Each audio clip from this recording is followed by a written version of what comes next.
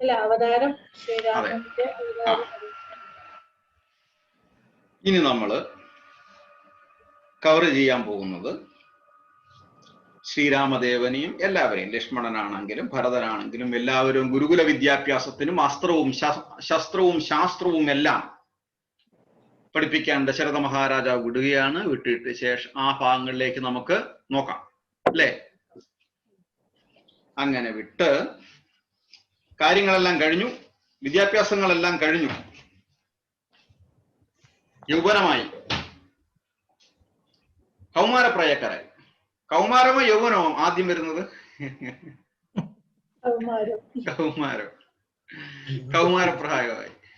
കൗമാരപ്രായമായി എല്ലാം അവര് യൗവനയുക്തരായി കഴിഞ്ഞു. രാമലക്ഷ്മണന്മാര് വില്ലാളി വീരന്മാരായി. അങ്ങനെ ഇരിക്കുമ്പോൾ സമയത്താണ് ഇനി നമ്മൾ കവർ ചെയ്യാൻ പോകുന്ന ഭാഗമാണ് പറയുന്നത്. വിശ്വാമിത്ര മഹർഷി അവിടെ എത്തുന്നത്. വിശ്വാമിത്ര മഹർഷി അവസാനം ഭഗവാന്റെ ഏറ്റവും വലിയ ഭക്തനായി മാറുകയാണ് ചെയ്യുന്നത്. അതൊരു കഥയാണ്. വിശ്വാമിത്ര മഹർഷി ഒക്കെ അത് പിന്നെ പറയാം. ഓക്കെ. അപ്പം അങ്ങനെ വിശ്വാമിത്ര മഹർഷിയെ കണ്ടിട്ട് ദശരഥൻ എഴുന്നേറ്റ് വന്ദിച്ച് ആതിഥേയ മര്യാദകളെല്ലാം ചെയ്തു. അപ്പം മഹർഷി ചോദിക്കുന്നു, അങ്ങ് എന്താണ് ആഗതനായത്? അപ്പം വിശ്വാമിത്ര മഹർഷി പറയും, ഞാൻ ലോക നന്മയ്ക്ക് വേണ്ടിയിട്ട് ഒരു യാഗം നടത്താൻ പോവുകയാണ്, ഒരു യജ്ഞം നടത്താൻ പോവുകയാണ്. പക്ഷേ മാരീചൻ സുബാഹു എന്നീ രാക്ഷസന്മാർ തടസ്സപ്പെടുത്തുന്നു, യജ്ഞങ്ങളെല്ലാം മുടക്കുന്നു. അപ്പൊ ഈ മാരീചനും സുബാഹു ആരാണെന്ന് നമുക്ക് പിന്നെ പറയാം, നോക്കാം. ഹോമാഗ്നിയിൽ ചോരയും മാംസകഷ്ണങ്ങളും നിക്ഷേപിക്കുന്നു. അപ്പൊ ഇതിൽ നിന്ന് നമുക്ക് മനസ്സിലാക്കണം, രക്തം ഉള്ളിടത്ത് യജ്ഞങ്ങൾ നടക്കില്ല, ഭഗവത് സാന്നിധ്യം ഉണ്ടാകില്ല. നമ്മൾ പ്രത്യേകം ശ്രദ്ധിക്കേണ്ടതാണ്. മാംസത്തിന്റെ രുചി പോലും രക്തത്തിന്റെ ടേസ്റ്റ് ആണ്. ആ രക്തം മാംസത്തിൽ നിന്ന് പോയി കഴിഞ്ഞാൽ മാംസം എല്ലാം ഒരേ ടേസ്റ്റ് തന്നെയാണ്, മാംസം ടേസ്റ്റ് ഇല്ല. അപ്പം രക്തം പാപമാണ്, പാപമംഗിലമാണ്. അപ്പൊ ഹോമാഗ്നി ചോരയും മാംസകഷ്ണം നിക്ഷേപിച്ചു, കർമ്മം അശുദ്ധമാക്കുന്നു. അപ്പൊ അതുകൊണ്ട് യാഗം സംരക്ഷിക്കാൻ എനിക്ക് മറ്റുള്ളവരുടെ സഹായം വേണമെന്ന് ദശരഥ മഹാരാജാവിന്റെ അടുത്ത് പറയും. അപ്പം ദശരഥ മഹാരാജാവ് ഉത്തരം കൊടുക്കും, പറയും, എന്ത് സഹായം വേണമെങ്കിലും, യജ്ഞത്തിനുള്ള എന്ത് സഹായം വേണമെങ്കിലും ഞാൻ തരാമെന്ന് മഹർഷിക്ക് വാക്കുകൊടുക്കും. അപ്പം വീണ്ടും വിശ്വാമിത്ര മഹർഷി പറയും, മാരീയ സുബാഹുക്കൾ മായാവികളാണ്, രാക്ഷസന്മാരാണ്, അവർ ചില്ലറക്കാരല്ല, അങ്ങ് ഉദ്ദേശിക്കുന്നത് പോലല്ല. അവിടെയാണ് ദശരഥ മഹാരാജാവിന്റെ ആദ്യത്തെ പതർച്ച വരുന്നത്. പിന്നീട് കൈകേയിയുടെ ഇതാണ്, രാമലക്ഷ്മണന്മാരെ കൊണ്ട് മാത്രമേ പറ്റുകയുള്ളൂ എന്ന് പറയും. അതുകൊണ്ട് എനിക്ക് അങ്ങയുടെ മകൻ രാമനും ലക്ഷ്മണനും എന്റെ കൂടെ വരണമെന്ന് പറയും.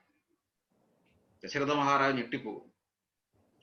വിശ്വാമിത്ര മഹർഷി പറയുന്നതിന് കാര്യമുണ്ട്. കാര്യം ദശരഥ മഹാരാജാവിന് അറിയില്ല രാമലക്ഷ്മണന്മാർ ആരാണെന്നുള്ളത്, വിശ്വാമിത്ര മഹർഷിക്ക് അറിയാം.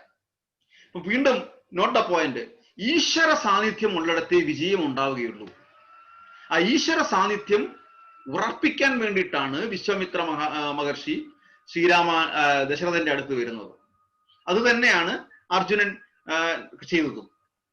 അർജുനന്റെ കൂടെ ഭഗവാൻ ഉണ്ടായത് കൊണ്ടാണ് അവിടെ വിജയം ഉറപ്പായത്. ധൃതരാഷ്ട്ര പേടിച്ചത്, ദേവഭൂമി എന്ന് പറഞ്ഞത്. അപ്പം വിശ്വാമിത്രനോട് എന്ത് പറയണമെന്ന് ദശരഥ മഹാരാജാവിനെ പിടികിട്ടില്ല, കുഴങ്ങിപ്പോയി. മുൻകോപിയുമാണ്. തടസ്സം ചെയ്തു കഴിഞ്ഞാൽ ശപിക്കുകയും ചെയ്യും, വംശം നശിപ്പിക്കാൻ പോലും അദ്ദേഹത്തിന് കഴിയും. അങ്ങനെ ദശരഥ മഹാരാജാവ് അവസാനം സമ്മതിക്കുകയാണ്. സങ്കടത്തോടെ വിഷമത്തോടെ സമ്മതിക്കുന്നു. ദശരഥൻ ലക്ഷ്മണന്മാരെ വിളിച്ച് മാറോടണച്ച് ചുംബിച്ച് അങ്ങനെ വിശ്വാമിത്ര മഹർഷിക്ക് ഏൽപ്പിക്കുകയാണ്. അങ്ങനെ അവർ യാത്രയായി. ശത്രുവിനെ നേരിടാനുള്ള ആയുധങ്ങൾ എടുത്തു. അച്ഛനെയും അമ്മമാരെയും ഗുരുവിനെയും വണങ്ങി. അങ്ങനെ അച്ഛനമ്മമാര് രാമലക്ഷ്മണന്മാരെ അനുഗ്രഹിച്ച് വിശ്വാമിത്ര മഹർഷിയോടൊപ്പം യാത്രയായി. കാടും മേടും കടന്ന് അവർ സരയൂ നദിയുടെ തീരത്തെത്തി. Not the point. രണ്ട് രാക്ഷസന്മാരുടെ പേരാണ് പറഞ്ഞത്, സുബാഹവും മാരീചനും. അങ്ങനെ പോയി സരയൂ നദിയുടെ തീരത്തെത്തി. ആദ്യമായിട്ട് അവിടെ വെച്ച് വിശപ്പും ദാഹവും ഒക്കെ തീർക്കാനായിട്ട് അവിടെ ഇരുന്നു. അവിടെ ഒരു മന്ത്രം ചെല്ലും. ആ പേരാണ് അതെ, ബല അതിബല. രണ്ട് മന്ത്രങ്ങള് ചൊല്ലും. അങ്ങനെ വിശപ്പുമെല്ലാം മാറും. പിന്നെ വീണ്ടും രാവിലെ രാജകുമാരന്മാര് ഗംഗാ നദി കടന്നു. അവിടെ വച്ചാണ് താടക എന്ന രാക്ഷസിയെ കണ്ടുമുട്ടുന്നത്. ഈ താടക ആരാണെന്ന് ഞാൻ പറയാം. അങ്ങനെ വിശ്വാമിത്ര മഹർഷി പറയും, പരമദുഷ്ടിയും ദുർവൃത്തിയുമാണ്. ജനറലി സ്ത്രീഹത്യ പാപമാണ്. പക്ഷേ രാമലക്ഷ്മണന്മാരുടെ അടുത്ത് വിശ്വാമിത്ര മഹർഷി പറയും, പക്ഷെ താടകയെ കൊല്ലുന്നത് പുണ്യമാണെന്ന് പറയും. സ്ത്രീഹത്യ പാപമാണെന്ന് എനിക്കറിയാം കുമാരന്മാരെ, പക്ഷേ താടകയെ വധിക്കുന്നത് പുണ്യമാണ്. അവൾ സകല ലോകത്തെയും ഉപദ്രവിക്കുന്നവളാണ്.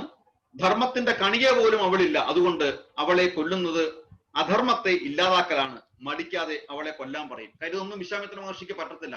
ഇതെല്ലാം കാൽക്കുലേറ്റ് ചെയ്തിട്ടാണ് രാമലക്ഷ്മണന്മാരെ വന്ന് കൂട്ടുന്നത്. അധർമ്മം ചെയ്യുന്നതുകൊണ്ട് താടക എന്ന സ്ത്രീയെ അതെ വധിക്കാമെന്ന് പറയും. അങ്ങനെ താടകയെ വധിക്കും. താടകയായിട്ട് ഏറ്റുമുട്ടും. താടകയെ വധിക്കും. ആക്ച്വലി താടകയ്ക്ക് മോക്ഷം കിട്ടുകയാണ് ചെയ്യുന്നത്. രാമബാണം ഏറ്റതുകൊണ്ട് താടകയ്ക്ക് മോക്ഷം കിട്ടും. ഈ താടക ആരാണെന്ന് കൂടി നമുക്ക് നോക്കാം.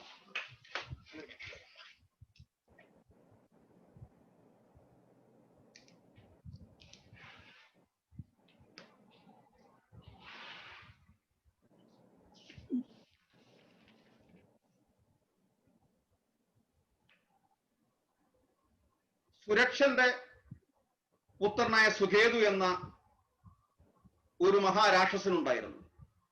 അദ്ദേഹം സന്താന ദുഃഖം നിമിത്തം ബ്രഹ്മാവിനെ തപസ് ചെയ്തു. ബ്രഹ്മപ്രസാദത്താൽ സുഖേതുവിന് താടക എന്ന പുത്രി ജനിച്ചു. ബ്രഹ്മാവ് അവൾക്ക് 1000 ആനയുടെ ശക്തി കൊടുത്തു. പരുഷമായ ആക്രമപ്രവൃത്തിയും അമേയമായ മായാപ്രവൃത്തിയും താടകയ്ക്ക് സ്വതസിദ്ധമായിരുന്നു. അവൾ ധർധരന്റെ പുത്രനായ സുന്ദനെ ഭർത്താവായി സ്വീകരിച്ചു. ആരാണ്? ധർധരന്റെ പുത്രനായ സുന്ദനെ ഭർത്താവായി വരിച്ചു. അവരുടെ പുത്രന്മാരാണ് ഈ മാരീചനും സുബാഹുവും. ഈ രണ്ട് രാക്ഷസന്മാരെ വധിച്ചു. പിന്നെ ഈ മാതാവിനെ ശേഷം വധിച്ചു. ഇവർക്കുള്ള വിശേഷം പറഞ്ഞാൽ അവർക്ക് മായാവികളായ തീരാൻ സാധിക്കും. അങ്ങനെ അവര് ഒരിക്കല് സുന്ദൻ, അതായത് ഈ സുബാഹുവിന്റെ അച്ഛൻ അഗസ്ത്യമുനിയുടെ ആശ്രമത്തെ ആക്രമിക്കും. അങ്ങനെ അഗസ്ത്യന്റെ കോപാഗ്നിയിൽ സുന്ദൻ ശാമ്പലായി പോകും. ഇതറിഞ്ഞ താടക പുത്രന്മാരോട് ഓടി ചെന്നിട്ട് അഗസ്ത്യനെ ആക്രമിക്കും.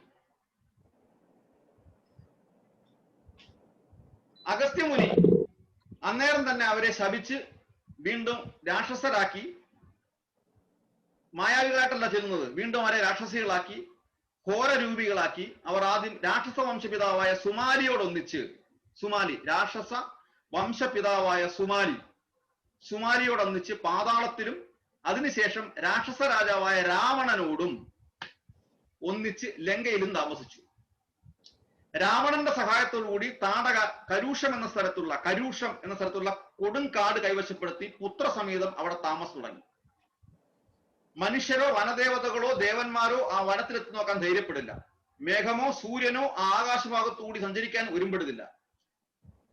ആ ഘട്ടത്തിലാണ് വിശ്വാമിത്ര മഹർഷി രാമലക്ഷ്മണന്മാരെ അവിടെ കൊണ്ടുവരുന്നത്. അങ്ങനെ ആ താടകാവധം സാധിക്കും. എന്നിട്ട് വിശ്വാമിത്ര മഹർഷി സന്തോഷിക്കും. സ്നേഹാദരവോടെ രാമലക്ഷ്മണന്മാരെ ചുംബിച്ച് വാരിപ്പുണർന്ന് ഇനിയും രാമലക്ഷ്മണ കുമാരന്മാരെ ഇനിയും ശത്രുക്കളെ വധിക്കാനുണ്ടെന്ന് വീണ്ടും ഓർമ്മപ്പെടുത്തും. പല യുദ്ധങ്ങളും ചെയ്യാനുണ്ട്, ധീരന്മാരായി മുന്നോട്ട് പോകൂ. മഹർഷി രാമകൃഷ്ണന്മാർക്ക് ഗൂഢമന്ത്രങ്ങളും നിരവധി ദിവ്യാസ്ത്രങ്ങളും ഉപദേശിച്ചു. അങ്ങനെ അവര് കാമാശ്രമത്തിലെത്തി. കാമാശ്രമം, മുനിമാര് തിങ്ങിപ്പാർക്കുന്ന സ്ഥലമാണ് കാമാശ്രമം. അവിടെ വിശ്രമിച്ചു. അതിന്റെ തൊട്ടടുത്താണ് സിദ്ധാശ്രമം. പിറ്റേന്ന് രാവിലെ തന്നെ അവിടെ എത്തി രാജകുമാരന്മാരെ മുനിമാർ വരവേറ്റ് പൂജിച്ചു. ഇനി സിദ്ധാശ്രമം വളരെ പുണ്യമാണ്. സിദ്ധാശ്രമം ആ ഭൂമി മഹാബലിയുടെ വാമനന്റെയും കഥയ്ക്ക് സാക്ഷ്യം വഹിച്ചതാണ്. അതായത് വാമന അവതാരത്തില് യജ്ഞം നടന്നതും ദാനം നടന്നതും വാമനദേവൻ അനുഗ്രഹിച്ചതും ഈ സ്ഥലത്താണ്, സിദ്ധാശ്രമം. അങ്ങനെ ശ്രീരാമന സാന്നിധ്യം കൊണ്ട് വീണ്ടും അവിടെ പവിത്രമായി എന്ന് വിശ്വാമിത്ര മഹർഷി സന്തോഷിച്ചു. രാഗം വിശ്വാമിത്രൻ സ്റ്റാർട്ട് ചെയ്തു. ശ്രീരാമ വിശ്വാമിത്രനോട് അരുളി ചെയ്തു. യാഗരക്ഷയുടെ ചുമതല മുഴുവൻ ഏറ്റെടുത്തുകൊണ്ട് തന്നെയാണ് ശ്രീരാമൻ അപ്രകാരം അരുളിയത്. യാഗം തുടങ്ങിക്കൊള്ളാൻ പറഞ്ഞു. യാഗം തുടങ്ങി. ഈ പറഞ്ഞതുപോലെ തന്നെ യാഗശാല അശുദ്ധമാക്കാൻ മാംസവും രക്തവും ശേഖരിച്ചുകൊണ്ട് ഈ മായാവികളായ രാക്ഷസന്മാർ അവിടെ വരും. വീണ്ടും മായാവികളായ രാക്ഷസന്മാർ വരും. മായാവികളായ രാക്ഷസന്മാര് വരുമ്പോള് കൂട്ടത്തിൽ ആൾക്കാരുണ്ടല്ലോ, ഇവരുടെ കൂട്ടത്തിലെല്ലാം. അപ്പം പെട്ടെന്ന് കാണാൻ പറ്റത്തില്ല. അപ്പൊ വിശ്വാമിത്ര മഹർഷി പറയും, ഇതേപോലെ മായാവി രാക്ഷസന്മാർ വന്നിട്ടുണ്ട്. അങ്ങനെ ഈ രാക്ഷസന്മാരെ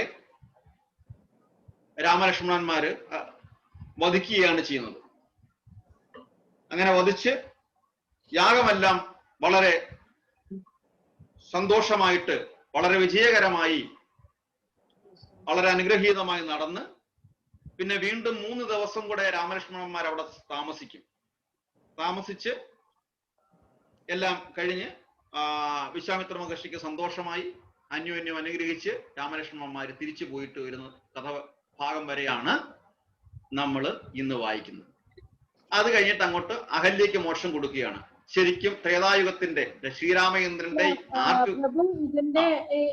ഇതിന് ഈ അഹല്യമോക്ഷത്തിന് മുന്നേ ഇതും കൂടി ഉണ്ടല്ലോ, എന്റെ ബുക്കിലുണ്ട്, ത്രയംബകത്തിന്റെ ഇതൊക്കെ പറയുന്നുണ്ടല്ലോ. വായിച്ചു നോക്കാം. വായിച്ചു നോക്കിയിട്ട് ഇതാണ് എന്റെ മെയിൻ കണ്ടൻസ്. പിന്നെ വായിക്കുമ്പോൾ നമുക്ക് അറിയാൻ പറ്റും. ഇതിന്റെ നമ്മളൊരു ബ്രീഫായിട്ട് പറഞ്ഞതാണ്. ഇത്രയും ഭാഗത്തിന്റെ ഏറ്റവും ചുരുക്കമായ പ്രധാനപ്പെട്ട വിവരണങ്ങളാണ്. പിന്നെ നമുക്ക് വായിച്ചു തുടങ്ങാം. സുമാജി വായിച്ചോളൂ. ബാല്യവും കൗമാരവും. ദമ്പതിമാരെ ബാല്യം കൊണ്ടേവം രഞ്ജിപ്പിച്ചു, സമ്പ്രതി കൗമാരവും സംപ്രാപിച്ചതുമല്ലേ. വിധിനന്ദനായ വസിഷ്ഠ മഹാമുനി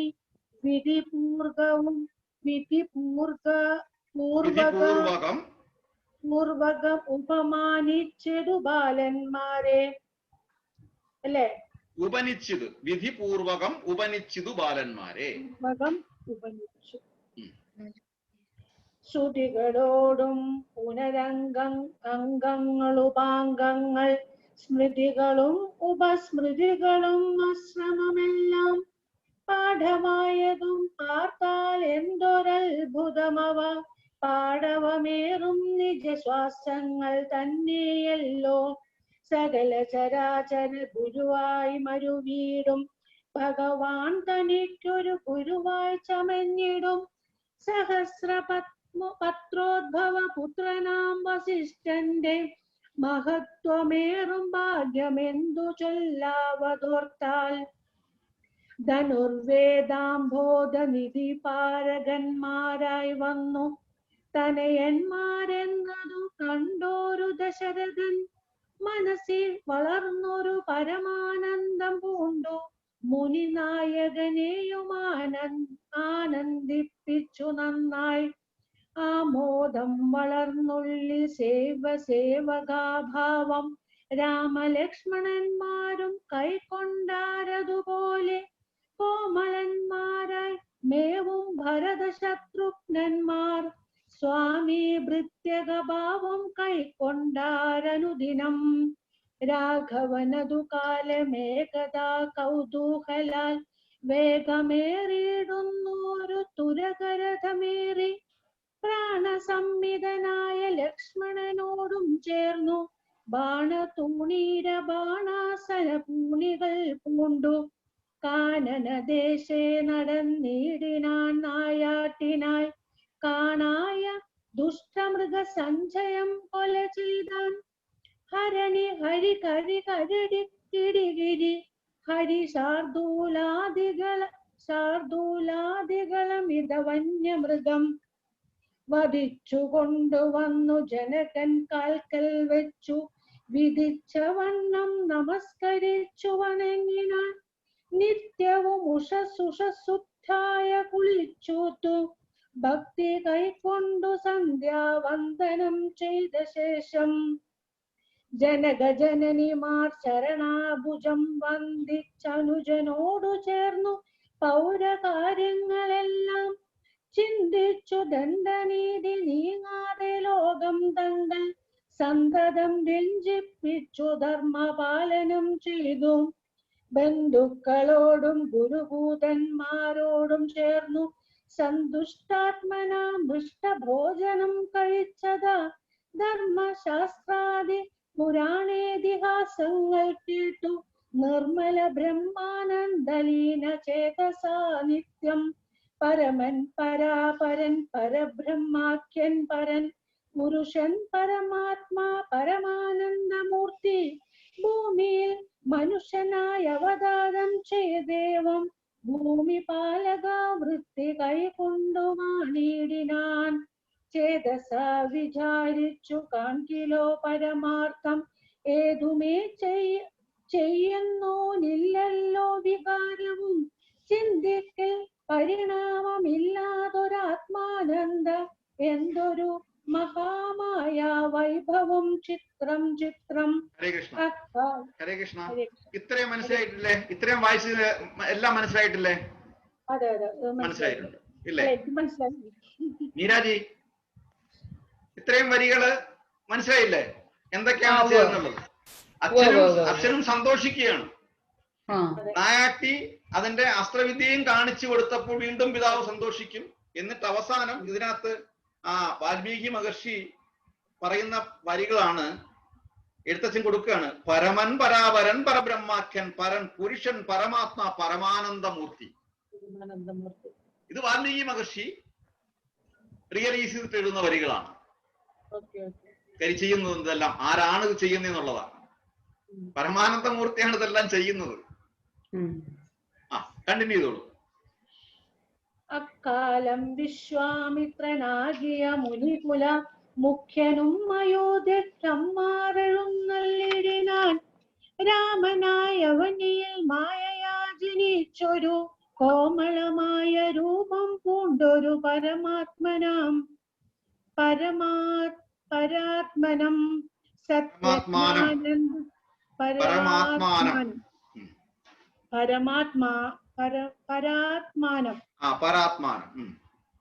സത്യജ്ഞാനന്ദാനന്ദാമൃതം കണ്ടുകൊള്ളുവൻ ചിത്തത്തിൽ നിറഞ്ഞാശു വഴിഞ്ഞ ഭക്തിയോടെ കൗശികൻ തന്നെ കണ്ടു ഭൂപതി ദശരഥൻ ആശു സംഭ്രമത്തോടും പ്രത്യുത്ഥാനവും ചെയ്തു.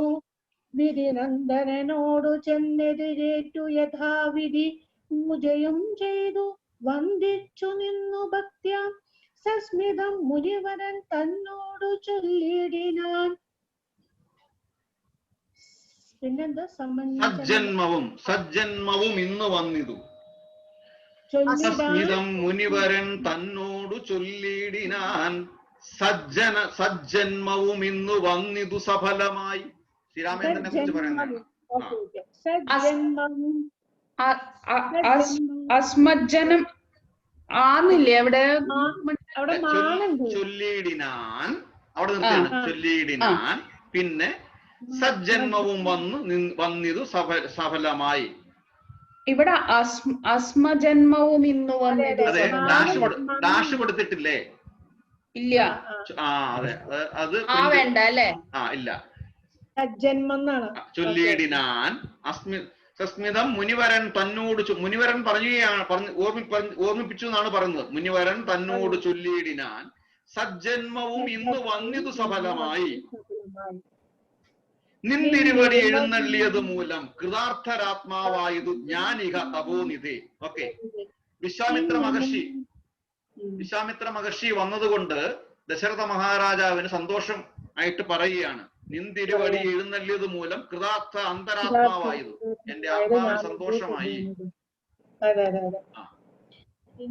ഇങ്ങനെയുള്ള നിങ്ങൾ എഴുന്നീടും ദേശം മംഗളമായി വന്നാശു സമ്പത്തും താനേ വരും.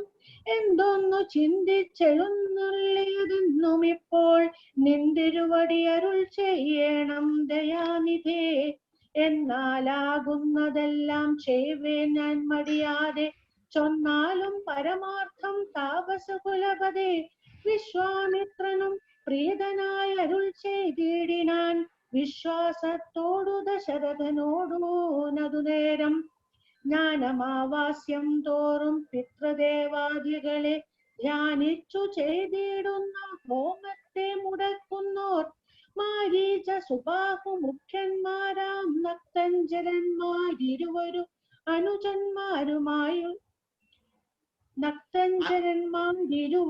അനുചരന്മാരായുള്ളോരും. മാരീച സുബാഹു മുഖ്യന്മാരാം നക്തഞ്ചരന്മാരിരുവരും അനുജന്മാരായുള്ളോരും അവരെ നിഗ്രഹിച്ചു യാഗത്തെ രക്ഷിപ്പാൻ അവനീപതി രാമദേവനെ അയക്കണം. പുഷ്കരോദ്ഭവ പുത്രൻ തന്നോടു നിരൂപിച്ചു ലക്ഷ്മണനെയും കൂടെ നൽകണം മടിയാതെ. നല്ലതു വന്നിടുക നിനക്കു മഹീപതേ, കല്യാണമതേ കരുണാനിധേ നരപതേ. ചിന്താചഞ്ചലനായ ഭക്തിസ്യന്തനൻ നൃപൻ മന്ത്രിച്ചു ഗുരുവിനോടേകാന്തേ ചൊല്ലിടിനാൻ. എന്തു ചെയ്വതു ഗുരു നന്ദനൻ തന്നെ മമ സന്ധ്യജിച്ചിടുവതിനല്ലോ ശക്തിയൊട്ടും. എത്രയും കൊതിച്ച കാലത്തിങ്കൽ ദൈവവശാൽ സിദ്ധിച്ച തനേനാം രാമനെ പിരിയുമ്പോൾ നിർണയം മരിക്കും ഞാൻ രാമനെ നൽകിയിടാ ഞാൻ. അന്വയനാശം കൂടെ വരുത്തും വിശ്വാമിത്രൻ. എന്തോന്നു നല്ലതിപ്പോൾ എന്നു നിന്തിരുവടി ചിന്തിച്ചു തിരിച്ചരുളി ചെയ്തിടുക വേണം. എങ്കിലും സുമാജി അല്ല മീരാജി വായിക്കാമോ? എങ്കിലോ ദേവഗുഹ്യം കേട്ടാലും അതിഗോപ്യം സങ്കടമുണ്ടാകേണ്ട സന്തതം ധരാപദേ. ഒരു മിനിറ്റ്, ഇത്രയും വായിച്ചിട്ട് മനസ്സിലായിട്ടുണ്ടല്ലോ വരികളെല്ലാം?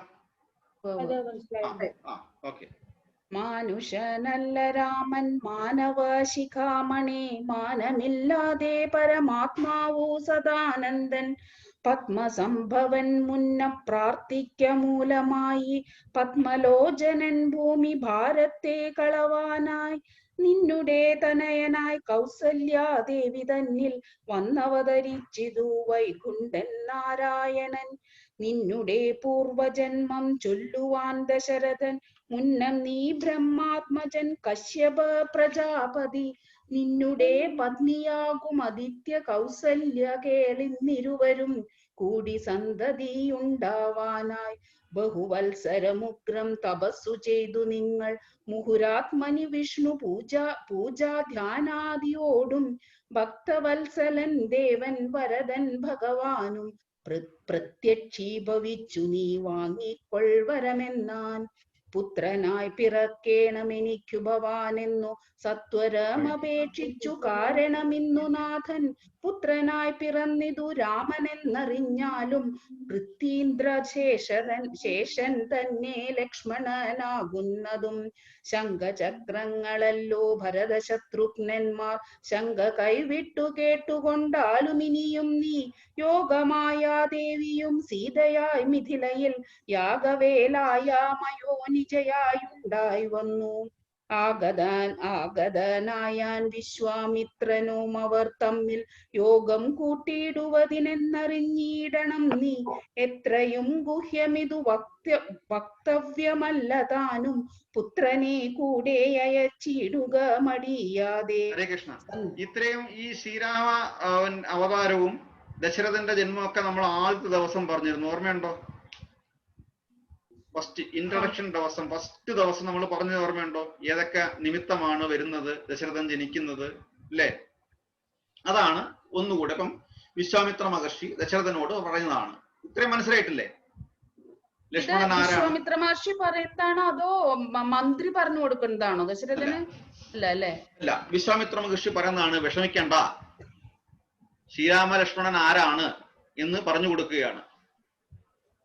എന്നിട്ട് ദശരഥന്റെ ജന്മവും പറയുകയാണ്. നീ ആരാന്നറിയാമോ നിന്റെ പൂർവ്വജന്മത്തില് എന്ന് പറയുകയാണ്. ഓക്കെ, കശ്യപ പ്രജാപതിയായിരുന്നു എന്നൊക്കെ പറഞ്ഞു കൊടുക്കുന്നതാണ്. അപ്പം നമ്മൾ നേരത്തെ ഇൻട്രഡക്ഷൻ ക്ലാസ്സിൽ പറഞ്ഞു, തൊട്ടടുത്ത് തന്നെ മിഥിലാപുരിയിൽ ലക്ഷ്മി ദേവിയും പറന്നിരിക്കുന്നു എന്ന് കൂടെ പറയുന്നുണ്ട്, അല്ലേ? പറഞ്ഞില്ലേ? ഓക്കെ, കണ്ടിന്യൂ ചെയ്തോളൂ. രാമലക്ഷ്മണന്മാരെ കൊണ്ടുപോയി കൊണ്ടാലുമെന്നാമോദം പൂണ്ടു നൽകി ഭൂപതി പുത്രന്മാരെ വരിക രാമ രാമ ലക്ഷ്മണ വരിക എന്നരികെ ചേർത്തു മാറിലണച്ചു ഗാഠം പുണർന്നുടൻ നുകർന്നു ശിരസിങ്കൽ ഗുണങ്ങൾ വരുവാനായി പോവിനെന്നുര ചെയ്താൻ ജനകജനനിമാർ ചരണാംബുജം കൂപ്പി മുനിനായകൻ ഗുരുപാദവും വന്ദിച്ചുടൻ വിശ്വാമിത്രനെ ചെന്നു വന്ദിച്ചു കുമാരന്മാർ വിശ്വരക്ഷാത്രം പരിഗ്രഹിച്ചു മുനീന്ദ്രനും ചാപതൂണീരബാണ ഖഡ്ഗപാണികളായ ഭൂപതി കുമാരന്മാരോടും കൗശിക മുനി യാത്രയോ മയപ്പിച്ചാശീർവാദങ്ങളും ചൊല്ലി തീർത്ഥപാദന്മാരോടും നടന്നു വിശ്വാമിത്രൻ മന്ദം പോയി ചില ദേശം കടന്നോരനന്തരം മന്ദഹാസവും ചെയ്തിട്ടരുളി ചെയ്തു മുനി രാമ രാഘവ രാമ ലക്ഷ്മണ കുമാര കേൾ കോമളന്മാരായുള്ള ബാലന്മാരല്ലോ നിങ്ങൾ ദാഹമെന്തെന്നും വിശപ്പെന്തെന്നും അറിയാത ദേഹങ്ങളല്ലോ മുന്നം നിങ്ങൾക്കെന്നതു മൂലം ദാഹവും വിശപ്പും ഉണ്ടാകാതെ ഇരിപ്പാനായി ആഹാത്മ്യമേറുന്നൊരു വിദ്യകളിവ രണ്ടും ബാലകന്മാരെ നിങ്ങൾ പഠിച്ചു ജപിച്ചാലും ബലയും പുനരതി ബലയും മടിയാതെ ദേവനിർമ്മിതികൾ ഈ വിദ്യകളെന്നു രാമദേവനോ മനോജനോ ഉപദേശിച്ചു മുനി ചുൽപ്പിപാസാദികളും തീർന്ന ബാലന്മാരുമായും അപ്പോഴേ ഗംഗ കടന്നിടിനാൻ വിശ്വാമിത്രൻ താടകാവനം പ്രാപിച്ചിടിനോരനന്തരം ഗൂഢസ്മേരവും പൂണ്ടു പറഞ്ഞു വിശ്വാമിത്രൻ രാഘവ സത്യപരാക്രമവാരിധിലേ രാമ പോകുമാറിൽ ഈ വഴി ആരുമേ ഇതു കാലം കാടിതു കണ്ടായോ നീ കാമരൂപിണിയായ താടക ഭയങ്കരി വാണിടും ദേശമല്ലോ അവളെ പേടിച്ചാരും നേർവഴി നടത്തിയില്ല ഭുവനവാസി ജനം ഭുവനേശ്വര പോറ്റി കൊല്ലണം അവളെ നീ വല്ല ജാതിയും അതിനില്ലൊരു ദോഷമെന്നു മാമുനി പറഞ്ഞപ്പോൾ മെല്ലവേ ഒന്നു ചെറു ഞാണൊലി ചെയ്തു രാമൻ എല്ലാ ലോകവും ഒന്നു വിറച്ചിതതു നേരം ചെറുഞാണൊലി കേട്ടു കോപിച്ചു നിശാചരി പെരികെ വേഗത്തോടും അടുത്തു ഭക്ഷിപ്പാനായി അന്നേരമൊരു ശരമയച്ചു രാഘവനും ചെന്നു താടകാമാറിൽ കൊണ്ടിതു രാമബാണം പാരതിൽ മല ചിറകറ്റു വീണതു പോലെ ഘോരരൂപിണിയായ താടക വീണാളല്ലോ സ്വർണരത്നാഭരണ ഭൂഷിത ഗാത്രിയായി സുന്ദരിയായ യക്ഷി തന്നെയും കാണായി വന്നു ശാപത്താൽ നക്തഞ്ജരിയായൊരു യക്ഷിതാനും പ്രാപിച്ചു ദേവലോകം രാമദേവാനുജ്ഞയാ. കൗശിക മുനീന്ദ്രനും ദിവ്യാസ്ത്രങ്ങളെയെല്ലാം ആശുരാഘവനുപദേശു സലക്ഷ്മണം. നിർമ്മലന്മാരാം കുമാരന്മാരും മുനീന്ദ്രനും രമ്യകാനനെ തത്ര വസിച്ചു കാമാശ്രമേ. രാത്രിയും പിന്നിട്ടവർ സന്ധ്യാവന്ദനം ചെയ്തു യാത്രയും തുടങ്ങിനാരാസ്തയാ പുലർക്കാലേ. പൂക്കിതു സിദ്ധാശ്രമം വിശ്വാമിത്രനും മുനിമുഖ്യന്മാരതീരേറ്റു വന്ദിച്ചാരതോ നേരം. രാമലക്ഷ്മണന്മാരും വന്ദിച്ചു മുനികളെ പ്രേമം ഉൾക്കൊണ്ടു മുനിമാരും സൽക്കാരം ചെയ്താർ. വിശ്രമിച്ചനന്തരം രാഘവൻ തിരുവടി വിശ്വാമിത്രനെ നോക്കി പ്രീതി പൂണ്ടരുൾ ചെയ്തു. ഇത്രയും മനസ്സിലായില്ലേ? നമ്മൾ പറഞ്ഞ കഥാഭാഗങ്ങളിലൂടെ അല്ലേ പോയത്? അതെ അതെ. ഇതില് ഒരു കാര്യം മനസ്സിലായി. താടക ആക്ച്വലി ഒരു യക്ഷയായിരുന്നു. സോ പിന്നീട് അഗസ്ത്യ മുനിയുടെ ശാപത്താലാണ് രാക്ഷസി ആയത് എന്നാണ് ഇപ്പൊ വായിച്ചതിൽ മനസ്സിലാക്കുന്നത്. അതെ അതെ. സ്മിതമാജി കണ്ടിന്യൂ ചെയ്യാൻ പറ്റുമോ? നോക്കിക്കോളൂ, ട്രൈ ചെയ്തോളൂ. അടുത്ത ആഴ്ച പ്രഭു, അടുത്ത ആഴ്ച. ഓക്കെ. സുധീഷ്ടിക്ക് വായിക്കാൻ പറ്റുമോ? ഇല്ല, എന്നെ കൊണ്ടും എനിക്ക് മലയാളം ഇത്ര ഇതായിട്ട് വായിക്കാൻ പറ്റും. മലയാളം ഓക്കെ. വിദ്യാർത്ഥിക്ക് പറ്റുമോ? തെറ്റിച്ച് വായിക്കുന്നത് ശരിയല്ല. ശ്രമിക്കാം. നോക്കൂ, 4 പേര് നോക്കൂ. താപോസോത്തമ എത്രാമത്തെ പേജാണ്? 930. താപസോത്തമ ഭവാൻ ദീക്ഷിക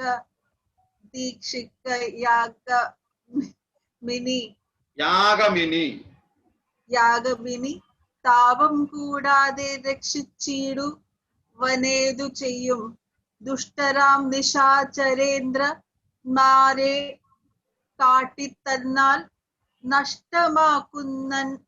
നഷ്ടമാക്കുവൻ ബാണം കൊണ്ടു ഞാൻ തപോനിധേ. യാഗവും ദീക്ഷിച്ചത് കൗശിക നദുകാല മാഗമിക്ഷിത് നക്തഞ്ചരന്മാർ പടയുമായി മധ്യാഹ്നകാലെ മേൽഭാഗത്തിങ്കൽ മിന്നുമത്ര രക്തവൃത്തിയും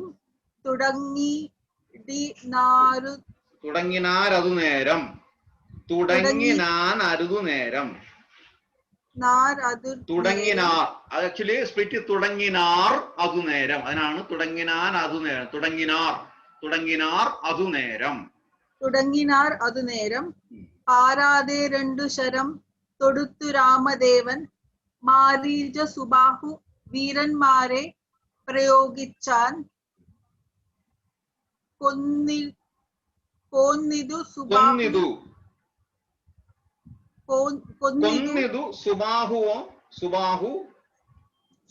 സുബാഹുവാം അവനെ ഒരു ശരമന്നേരം. 2 ബാണമാണ് എടുത്തിരിക്കുന്നത്. 2 ബാണം എടുത്ത് ആദ്യം കൊന്നിതു സുബാഹുവാം അവനെ ഒരു ശരമന്നേരം മാരീചനും ഭീതി പോണ്ടോടിയിടിനാൻ. അപ്പോഴത്തേക്ക് മാരീചൻ ഓടിപ്പോയി. ചെന്നിതു രാമബാണം പിന്നാലെ കൂടെ ഭിന്നനായേറിയൊരു യോജന പാഞ്ഞാനവൻ. അർണവം തന്നിൽ ചെന്നു വീണിത് രാമബാണം മാരീചനും അന്നേരം അവിടെയും ചെന്നിതു ദഹിപ്പാനായി. പിന്നെ മറ്റെങ്ങും ഒരു ശരണം ഇല്ലാഞ്ഞ വനെ രക്ഷിക്കണമെന്ന ഭയം കുക്കീടിനാണ്. ഹരേ കൃഷ്ണ. Sumaji very good. അപ്പൊ ഇനി വായിക്കുമ്പം വരികളിലൂടെ നോക്കണം, വരികളിലൂടെ നോക്കി പോണം. ഓക്കെ, ഹരേ കൃഷ്ണ. സുമാജി കണ്ടിന്യൂ. തയ്യാറായി? മ്യൂട്ടാണ്. ഭക്തവത്സലന ഭയം കൊടുത്തതു മൂലം ഭക്തനായി വന്നാനെന്നു തുടങ്ങി മാരീചനും മറ്റലർക്കുലകാലനാകിയ സൗമിത്രയും മറ്റുള്ള പടയെല്ലാം കൊന്നിതു ശരങ്ങളാൽ. ദേവകൾ പുഷ്പവൃഷ്ടി ചെയ്തിതു സന്തോഷത്താൽ ദേവദുന്ദുഭികളും ഘോഷിച്ചതു നേരം യക്ഷകിന്നര സിദ്ധചാരണ ഗന്ധർവന്മാർ തൽക്ഷണേ കൂപ്പി സ്തുതിച്ചേറ്റവും ആനന്ദിച്ചാർ. വിശ്വാമിത്രനും പരമാനന്ദം പൂണ്ടു പുണർന്നശ്രു പൂർണാദ്ര കുലനേത്ര പത്മങ്ങളോടും ഉത്സകെ ചേർന്നു പരമാശീർവാദവും ചെയ്തു വത്സരന്മാരെയും ഭുജിപ്പിച്ചിതു വാത്സല്യത്താൽ. 2 ദിനമോരോരു പുരാണങ്ങൾ പറഞ്ഞു രസിപ്പിച്ചു കൗശികനവരുമായി അരുൾ ചെയ്തിതു 4-ാം ദിവസം പിന്നെ മുനി അരുതു വൃദ്ധാകാലം കളകെന്നുള്ളതേതും. ജനകമഹീപതി തന്നെ മഹായജ്ഞം ഇനി വൈകാതെ കാണാൻ പോക നാം വത്സരന്മാരെ. ഇതാ ഞാനിവിടെ പറഞ്ഞ വായിച്ചോളൂ നമുക്ക് നോക്കാം. ത്രയംബകമാകിയ മഹേശ്വര വില്ലുണ്ടു വിദേഹരാജത്തിങ്കലിരിക്കുന്നു. ശ്രീ മഹാദേവൻ തന്നെ വെച്ചിരിക്കുന്നു. പുരാ ഭൂമിപാലേന്ദ്രന്മാരാൽ അർച്ചിതമനുദിനം. ആരാർ അർച്ചിതം? അർച്ചിതം അനുദിനം. ശോണിപാലേന്ദ്ര കുലജാതനാകിയ ഭവാൻ കാണണം മഹാസത്വമാകിയ ധനുരത്നം. താപസേന്ദ്രന്മാരോടും ഈ വണ്ണമരുൾ ചെയ്തു ഭൂപതി ബാലന്മാരും കൂടെ പോൽ വിശ്വാമിത്രൻ പ്രാപിച്ചു ഗംഗാതീരം ഗൗതമാശ്രമം തത്രം. ശോഭ പൂണ്ടോരു പുണ്യദേശമാനന്ദപ്രദം. ദിവ്യപാദ ഫലദാകും സുമഫലങ്ങളാൽ സർവമോഹനകരം ജന്തു സഞ്ചയഹീനം കണ്ടു കൗതുകം പൂണ്ടു വിശ്വാമിത്രനെ നോക്കി പുണ്ടരീകേക്ഷണനും ഈ വണ്ണമരുൾ ചെയ്തു. ആശ്രമ പദമിതമാർക്കുള്ളു മനോഹര ആശ്രയയോഗ്യം നാനാ ജന്തു സംവേദം താനും എത്രയോ ആഹ്ലാദമുണ്ടായതു മനസ്സിമേ. തത്വമെന്തെന്നരുൾ ചെയ്യണം തപോനിധേ. ഹരേ കൃഷ്ണ. നമ്മള് പറയാത്ത സംഭവങ്ങളാണ് പിന്നീടുള്ളത്. എന്തൊക്കെയായിരുന്നു? അപ്പോ വിശ്വാമിത്ര മഹർഷി പറഞ്ഞു നമുക്ക് ജനക മഹാരാജാവിന്റെ അങ്ങനെ വിശ്വാമിത്ര മഹർഷിയാണ് കൂട്ടിക്കൊണ്ടുപോകുന്നത്. ജനക മഹാരാജാവിന് ഒരു മകളുണ്ട്. അവിടെ ത്രയംബകം. അതെ. അങ്ങനെ പോകുമ്പോഴാണ് ആദ്യം ഉള്ളത് എന്താ? ഗൗതമാശ്രമത്തിൽ ചെല്ലുന്നത്. അങ്ങനെ അഹല്യയ്ക്ക് മോക്ഷം കൊടുത്തിട്ടാണ് പിന്നെ അങ്ങോട്ട് പോകുന്നത് അല്ലേ? അപ്പൊ ഇത്രയും കാര്യങ്ങള് മനസ്സിലായില്ലേ? ഇത്രയും കാര്യങ്ങൾ മനസ്സിലാവുമ്പം ഇതിനകത്ത് നമുക്ക് ആഡ് ചെയ്യാൻ ഇനി നമുക്ക് സംഭവമുണ്ട്. അതായത് ഇതിപ്പോ വായിച്ചറിഞ്ഞു. ഇനി മറ്റൊരാൾക്ക് വേണ്ടിയിട്ട് ഇത്രയും കാര്യങ്ങൾ പറയുമ്പോൾ ആദ്യമേ വിശ്വാമിത്ര മഹർഷി വന്നു. നേരത്തെ പറഞ്ഞു എന്തിനാണ് വന്നത്? രാമലക്ഷ്മണന്മാരെ കൂട്ടിക്കൊണ്ടുപോകാനാണ്. അപ്പം ഏതൊരു മായാവിയെ ഇല്ലാതാക്കാനും അത് ശ്രീമദ് മഹാഭാഗവതത്തില് പൂതനാ മോക്ഷത്തില് പൂതനാ കവചമുണ്ട്. പൂതനാ കവചത്തിൽ പറയുന്നുണ്ട് ഡാക്കിനി തുടങ്ങിയ പിശാചുക്കള് കുട്ടികളെ ഡിസ്റ്റർബ് ചെയ്യാനായിട്ട് വരും. ആ ഡിസ്റ്റർബ് ചെയ്യാൻ വരുമ്പം അവിടെ പ്രത്യേകം പറയുന്നുണ്ട് ഭഗവാന്റെ നാമം ഉരുവിടുന്നിടത്ത്, വിഷ്ണുവിന്റെ നാമം ഉരുവിടുന്നിടത്ത് ഇത്തരം ദുഷ്ടശക്തികൾ ഉണ്ടാകില്ല. അവിടെയാണ് ശ്രീരാമദേവനെ, അതുകൊണ്ടാണ് ശ്രീരാമദേവനെ കൊണ്ടുവരുന്നത്. അപ്പൊ അതുകൊണ്ടാണ് നമ്മൾ വീണ്ടും ഭഗവത്ഗീതയിലെ ഫസ്റ്റ് ചാപ്റ്ററിലോട്ട് പോവുകയാണ്. ധൃതരാഷ്ട്ര ഭയക്കുന്നത് എന്റെ പുത്രന്മാരും പാണ്ഡുവിന്റെ മക്കളും എന്തു ചെയ്യുന്നു ചോദിക്കുന്നില്ലേ? അപ്പൊ ദേവഭൂമി ആയതുകൊണ്ട് ധൃതരാഷ്ട്രക്ക് ആശങ്ക. കാര്യം ഈശ്വര സാന്നിധ്യം ഉള്ളിടത്തേ പറ്റുകയുള്ളൂ. വീണ്ടും നമുക്ക് ഈ 2ാമത്തെ ദിവസം പ്രഭാഷണം പറയുകയാണെങ്കിൽ പറഞ്ഞു നിർത്താം. എന്തുകൊണ്ടാണ്? എത്ര യോഗേശ്വരോ കൃഷ്ണ 18-ാമത്തെ അധ്യായത്തിൽ അല്ലേ? സ്മിത മാതാജി പറഞ്ഞു നിർത്തുന്ന ശ്ലോകമാണ്. എത്ര യോഗേശ്വര കൃഷ്ണ എത്ര പാർത്ഥോ ധനുദ്ധര തത്ര ശ്രീ വിജയോ ഭൂതിർധ്രുവ നീതിർ മധുർമമ.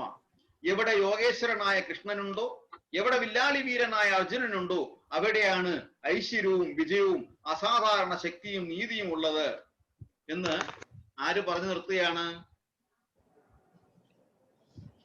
സഞ്ജയൻ പറഞ്ഞു നിർത്തുകയാണ്. ആരോട്?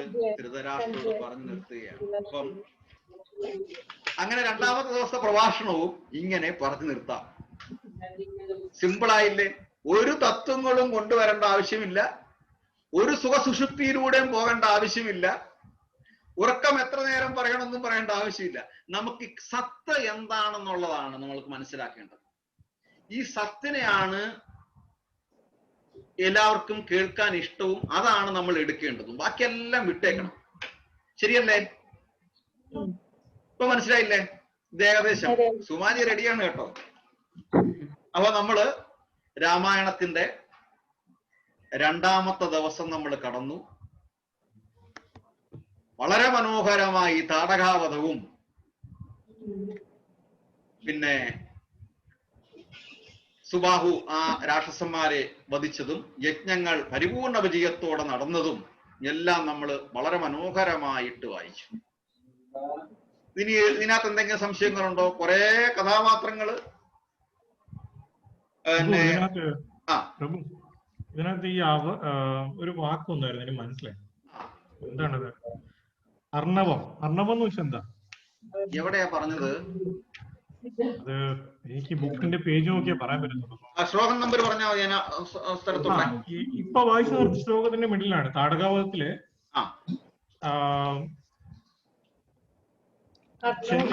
ചെന്നിതു രാമബാണം എന്ന് പറഞ്ഞിട്ട് അടുത്ത അതിന്റെ 3-ാമത്തെ വരി അർണവം എന്നാണ് സ്റ്റാർട്ട് ചെയ്തത്. അർണവം സുമാജി നോക്കിയേ.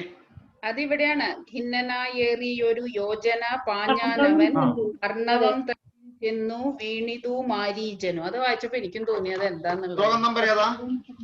ശ്ലോകം നമ്പർ സുംചേച്ചിക്ക് അറിയണ്ടാവുള്ളൂ. ഈ താടകാവധത്തിന്റെ മിഡിലായിട്ടാണ്. അപ്പൊ നമ്മൾ നിർത്തേണ്ട ഒരു 20 ലൈൻ മുകളില് പ്രഭു. അങ്ങനെ പറയാൻ പറ്റുമോ? താപസോത്തമില്ലേ? താപസോത്തമ ഭവാൻ ദീക്ഷിക്ക. അവിടുന്ന് ഒരു 8 വരി താഴെയായിട്ട്. മഹാദേവനെ കണ്ടിട്ട് മുമ്പിട്ടാണോ? അല്ല, നമ്മുടെ എഗെയിൻ അവര് ഇതൊക്കെ ചെയ്തില്ലേ? താപസോത്തമ ഭവാൻ ദീക്ഷിക്കയാഗമിനി ഇല്ലേ?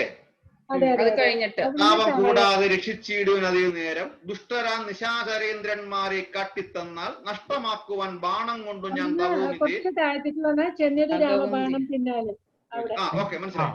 യാഗവും ദീക്ഷിച്ചത് കൗശികൻ അത് കാലം ആഗമിച്ചിരു നക്തഞ്ചരന്മാർ പടയുമായി മധ്യാഹ്നകാലെ മേൽഭാഗത്തിങ്കൽ നിന്നത്ര രക്തവൃഷ്ടിയും തുടങ്ങിനാൻ അതു നേരം പാരാതെ 2 ശരം തൊടുത്തു രാമദേവൻ മാരീച സുബാഹു വീരന്മാരെ പ്രയോഗിച്ചാൻ കൊന്നിതു സുബാഹുവാം അവനെയൊരു ശരമന്നേരം മാരീചനും ഭീതി പോണ്ടോടിയിടിനാൻ ചെന്നിതു രാമബാണം പിന്നാലെ കൂടെ കൂടെ ഖിന്നനായി ഏറി 1 യോജന പാഞ്ഞാനാൻ അവൻ അർണവം തന്നിൽ ചെന്നു വീണിതു മാരീചൻ അന്നേരം അവിടെയും ചെന്നിതു ദഹിപ്പാനായി. അർണവം തന്നിൽ ചെന്നു. അർണവം ഒരു സ്പോട്ടാണ്. അർണവം തന്നിൽ ചെന്നു വീണിതു മാരീചൻ മാരീചനും അന്നേരം അവിടെയും ചെന്നിതു ദഹിപ്പാനായി. ഞാനത് നോക്കിയിട്ട് പറയാം. ഓക്കെ, ഞാൻ നോക്കി വെക്കാം എന്താണെന്നുള്ളത്. ഹരേ കൃഷ്ണ. Very good. വേറെ എന്തെങ്കിലും ഉണ്ടോ? അതേപോലെ അർണവം തന്നിൽ ചെന്നു വീണിതു മാരീചൻ അന്നേരം അവിടെയും ചെന്നിതു ദഹിപ്പാണ്. ഓക്കെ, ഇത്രയും നേരം ഇത് കേട്ടോണ്ടിരുന്നപ്പോഴത്തേക്ക് നമ്മുടെ പഴയ മലയാളത്തിന്റെ ഒരു റിച്ച് റേറ്റപ്പ് ആണല്ലേ ഇതിനകത്ത് കംപ്ലീറ്റ്. അതെ അതെ, മലയാളത്തിന്റെ അന്നത്തെ ഭയങ്കര ഒരു പാണ്ഡിത്യ ഭാഷയാണ്. അതായത് ദേവഭാഷയിൽ നിന്ന് മലയാളത്തിലോട്ട് വന്നപ്പോ ഒരു പാണ്ഡിത്യ ഭാഷയായിട്ടാണ് അത്രയും വന്നേക്കുന്നത് അല്ലേ? അതെ അതെ, ഗോവിന്ദന്റെ ഇത് കംപ്ലീറ്റ് ഹൈ വോൾട്ടായി, ഒന്നും പിടിക്കുന്നില്ല. ഒന്നും പിടിക്കത്തില്ല. അതെ അതെ അതെ അതെ അതെ അതെ. അപ്പം പിന്നീട് ഓക്കെ, ഇനി എന്തെങ്കിലും ഇതേപോലെയൊക്കെ കണ്ടോ ഇങ്ങനെ വന്നു കഴിഞ്ഞാൽ ഇപ്പം നോട്ട് ചെയ്ത് വെച്ചിട്ട് നമുക്ക് അടുത്ത ആഴ്ച അല്ലെങ്കിൽ വെള്ളിയാഴ്ചത്തെ ക്ലാസ്സിൽ ഡിസ്കസ് ചെയ്യാൻ പറ്റും. അപ്പൊ നമുക്ക് ഇവിടെ ടൈം കൺസ്യൂം ചെയ്യാം. അതെ, തീർച്ചയായിട്ടും.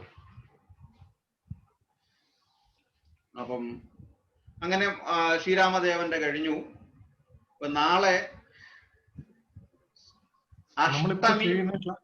കൃഷ്ണ പ്രഭു അർണവത്തിന്റെ മീനിങ് ഓഷ്യൻ എന്നാണ് കാണിക്കുന്നത്. കറക്റ്റ്, അതാണ് ഞാൻ ഒരു സ്പോട്ടാണെന്ന് മനസ്സിലായി. പക്ഷെ സ്പോട്ടാണെന്നുള്ളതാണ്, സമുദ്രമാണല്ലേ. ഹരേ കൃഷ്ണ, താങ്ക് യു. പ്രഭു, ഇതിനകത്ത് ഒരു സംശയം തോന്നി. ഇതിപ്പോ നമ്മള് ഒരു ദിവസത്തിന്റെ പ്രഭാഷണം ചെയ്യുന്നതായിട്ട് ഡിവൈഡ് ചെയ്താണ് വായിക്കുന്നത്. അതെ, ഞാനിപ്പോ അതാ ചെയ്യുന്നത്. ഓരോ ദിവസത്തിന്റെയും പാർട്ട് ബൈ പാർട്ടായിട്ട് തിരിച്ചിട്ടാണ്. അപ്പൊ 32 ആഴ്ച കൊണ്ട് നമുക്ക് രാമായണം കംപ്ലീറ്റ് ചെയ്യാം. അപ്പം ഒരു വർഷം എത്ര ആഴ്ചയുണ്ട്? എത്ര ആഴ്ചയാണ്? 48 or 47 ആയിരിക്കും. 48 or 47. അപ്പൊ അതിനു മുമ്പിട്ട് നമ്മൾ ചെയ്ത് നമുക്ക് പിന്നെ ഇത് വീണ്ടും റിവ്യൂ ചെയ്ത് മോൾഡ് ചെയ്ത് 2 പേരെ ഇറക്കണം എനിക്ക്. ഓക്കെ. പിന്നെ അപ്പൊ അന്നവം സമുദ്രത്തിൽ പോയി അല്ലേ, ഓടി സമുദ്രത്തിൽ പോയി കടന്നു അല്ലേ, ചാടിയല്ലേ, അവിടെയും രക്ഷയില്ല ഇല്ലേ, അങ്ങനല്ലേ സ്മിതമാതാജി വന്നത്? അന്നവം തന്നിൽ ചെന്നു വീണു.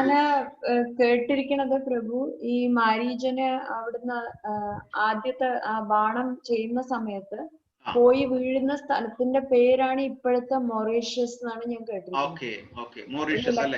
അങ്ങനെ ഞാൻ കേട്ടിരിക്കുന്നത്. അതുകൊണ്ടാണ് ഞാൻ അന്ന് പറഞ്ഞില്ലേ, നമ്മുടെ ഇന്ത്യയിൽ അല്ലാണ്ട് പല സ്ഥലങ്ങളിലും രാമായണത്തിന്റെ കഥാപാത്രങ്ങളുടെ പേര് കഥകളും പല സ്ഥലത്തും ഉണ്ടെന്ന് പറഞ്ഞില്ലേ. അതില് വൺ ഓഫ് ദ റീസൺ ഇങ്ങനെ ഈ ബാണം തൊടുത്തപ്പോ പോയി വീണ സ്ഥലമാണ് മൊറീഷ്യസ്, മാരീജൻ. അപ്പൊ ഞാൻ കണക്ട് ചെയ്യണത് എന്താ വെച്ച് കഴിഞ്ഞാൽ ഇപ്പൊ വീണത് ഓഷ്യൻ കടന്നിട്ട് എന്ന് പറഞ്ഞില്ലേ, അപ്പൊ ശരിയായില്ലേ? അർണവം ഓഷ്യൻ എന്ന് പറയുമ്പോ അപ്പൊ ശരിയാണ്.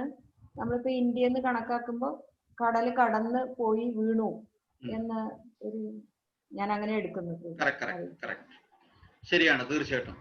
അപ്പം ഡൗട്ട് ഇന്ന് തന്നെ ക്ലിയർ ആയി. സുധീഷ്, അത് ഞാൻ കുറച്ചും കൂടി ആഡ് ചെയ്താൽ കംപ്ലീറ്റ്ലി ക്ലിയർ ആവും. Actually Sreerama fired his astra. It is called Manavastra, which could send its entire target miles away. Okay, and the arrow struck Maricha's chest and threw him 100 yojanas, 100 leagues away into the ocean. അങ്ങനെയാണ് പറയുന്നത് as per Valmiki's Ramayana. ഹരേ കൃഷ്ണ. അപ്പം നമ്മളിനി ഇതിന്റെ further എന്തെങ്കിലും point വിട്ടുപോയിട്ടുണ്ടെങ്കിൽ നമുക്ക് വെള്ളിയാഴ്ചത്തെ ക്ലാസ്സിലോട്ട് വരാൻ. കാര്യം നമ്മൾ 1 hour ടൈം ലിമിറ്റ് വെച്ചിരിക്കുകയാണ്. ഹരേ കൃഷ്ണ. അപ്പൊ നാളെ ജന്മാഷ്ടമി, അഷ്ടമി രോഹിണി. നാളെ ആർക്കെങ്കിലും സമയമുണ്ടോ അരമണിക്കൂർ ഇരിക്കാൻ? ഓപ്ഷനാണ്, കമ്പൽസറി അല്ല. അരമണിക്കൂർ നമ്മൾ ഇരുന്നിട്ട്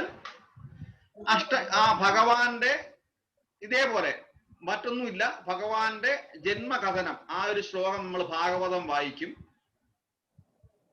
ഒരു അഷ്ടോത്തരം വായിക്കും. ഓക്കെ, 7:30 to 8 മതിയല്ലോ? 7:30 to 8 മതി. പറയട്ടെ എല്ലാവരും എങ്ങനെയാ? നീരാജി ഓക്കെ ആണോ? ഓക്കെ ആണ്. Sudheesh G okay. അപ്പൊ അരമണിക്കൂർ നമ്മൾ നാളെ അരമണിക്കൂറേ ഉള്ളൂ. ഇതേപോലെ തന്നെ ടൈം നമ്മൾ കീപ്പ് ചെയ്യും. ഹരേ കൃഷ്ണ. അതുകൊണ്ടാണ് റെസ്ട്രിക്ട് ചെയ്തിരിക്കുകയാണ്. അതുകൊണ്ടാണ് ഞാൻ പറയുന്നത് എന്തെങ്കിലും പോയിന്റ് ഫർദർ ഡിസ്കഷൻ ഉണ്ടെങ്കിൽ വെള്ളിയാഴ്ച നമുക്ക് ചെയ്യാന്ന് പറഞ്ഞത്. വെള്ളിയാഴ്ച ഭഗവത്ഗീത മാത്രം മതി പ്രഭു. ഓക്കെ, അപ്പം ഇത്രയും മതി. ഓക്കെ, ഹരേ കൃഷ്ണ. വളരെ ഇങ്ങനെ തന്നെ വേണം. അഭിപ്രായങ്ങൾ പറയുമ്പോഴാണ് എനിക്ക് സന്തോഷം വരുന്നത്. പ്രഭു, ഇതിനകത്ത് ഒരു ഒറ്റ ഡൗട്ട് ചോദിച്ചോട്ടെ. അല്ലെങ്കിൽ കൂടുതൽ പ്രഭു ഭഗവത്ഗീതയും മറ്റേ ഭാഗവതം എല്ലാം കൂടി ഒരുമിച്ച് കൊണ്ടുപോകണം. അതിന്റെ കൂടി ഇതും കൂടി ആവുമ്പോ പ്രശ്നമാണ്. ഓക്കെ. സുധീഷ് ശരി. അല്ല, ഞാൻ ചോദിച്ചത് ഇപ്പൊ നമ്മള് യുഗങ്ങളെ പറ്റി സംസാരിക്കുമ്പോഴേ യുഗങ്ങൾ ഒരു സസ്റ്റൈനബിൾ സർക്കിൾ എന്നാ പറയുന്നത്. അതായത് ഒരു യുഗത്തിന്റെ ചക്രം വരും എന്നാ പറയുന്നത്. അപ്പം ഇപ്പൊ പല ആധ്യാത്മിക ചർച്ചകളിലൊക്കെ വരുന്നത് ഇനി വരുന്നത് അടുത്ത സത്യയുഗം എന്നാണ് പറയുന്നത്. അതിലോട്ടുള്ള ഒരു യാത്രയെന്നാണ് പറയുന്നത്. അതെ, സത്യമാണ്.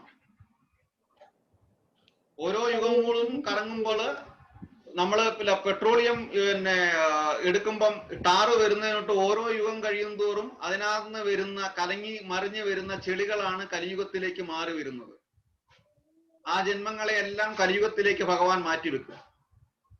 ആ കലിയുഗത്തിൽ അവിടെ കിടന്നിട്ട് ആ പാവങ്ങൾ ആ ചെളികളിൽ നിന്ന് പിന്നെ രക്ഷപ്പെടണം എന്നുണ്ടെങ്കിൽ വീണ്ടും ഇതിനെ പ്യൂരിഫൈ ചെയ്യണം. ആ പ്യൂരിഫൈ ചെയ്യാനുള്ള ഉപായമാണ് സത്യയുഗത്തിലും ത്രേതായുഗത്തിലും ദ്വാപരയുഗത്തിലും ഭഗവാൻ എങ്ങനെയായിരുന്നുള്ള ഭഗവാന്റെ ലീലകളെ വീണ്ടും ഓർമ്മിക്കുക എന്നുള്ളത്. ഇത് മാത്രമേ വഴിയുള്ളൂ. ഒരു കണക്കിന് നമ്മളപ്പോ ഭാഗ്യവാന്മാരാണ് അല്ലേ? അതെ, തീർച്ചയായിട്ടും. കാരണം കലിയുഗത്തിൽ നിന്ന് സത്യയുഗത്തിലേക്ക് ഡിസ്റ്റൻസ് കുറവാണ്, വളരെ കുറവാണ്. അതെ, വളരെ കുറവാണ്. അതെ, സത്യം. ആ ഒരു റിസർച്ച് നല്ലതാണ്, സത്യമാണ്, സത്യമാണ്. അത് ഈ പറഞ്ഞത് വളരെ വിഷമം ആയതുകൊണ്ടാണ് അഹല്യയ്ക്ക് മോക്ഷം കൊടുക്കുവാൻ ദ്വാപരയുഗം വരെ വെയിറ്റ് ചെയ്യിക്കേണ്ട എന്ന് പറഞ്ഞിട്ട് ത്രേതായുഗത്തിനെ രണ്ടാമത് കൊണ്ടിട്ടത്. സുധീഷ്ജി പറഞ്ഞ റിസർച്ച് കറക്റ്റ് ആണ്. നമ്മളും വളരെ ഭാഗ്യവാനാണ്. നമ്മുടെ ജന്മം ഞാൻ പറഞ്ഞില്ലേ, എത്രയോ ജന്മങ്ങൾക്ക് ശേഷമാണ് നമുക്ക് ശ്രീകൃഷ്ണ മന്ത്രം നമുക്ക് കിട്ടുന്നത്, ഭഗവാനെ പറ്റി അറിയാൻ സാധിക്കുന്നത്. നമ്മൾ ശ്രേഷ്ഠരാണ്. ഹരേ കൃഷ്ണ. വാഞ്ചാകൽപതരൂഭ്യച്ച കൃപാ സിന്ധുഭ്യേവച പതിതാനാം പാവനേഭ്യോ വൈഷ്ണവേഭ്യോ നമോ നമഃ. ഏകം ശാസ്ത്രം ദേവകി പുത്രഗീതം. ഏകോ ദേവോ ദേവകി പുത്ര ഏവ. ഏകോ മന്ത്രസസ്യ നാമാനി യാനി കർമാപി ഏകം തസ്യ ദേവസ്യ സേവ. ഹരേ കൃഷ്ണ ഹരേ കൃഷ്ണ കൃഷ്ണ കൃഷ്ണ ഹരേ ഹരേ ഹരേ രാമ രാമ രാമ ഹരേ ഹരേ. 55 മിനിറ്റ്. ഹരേ കൃഷ്ണ. ഓക്കെ.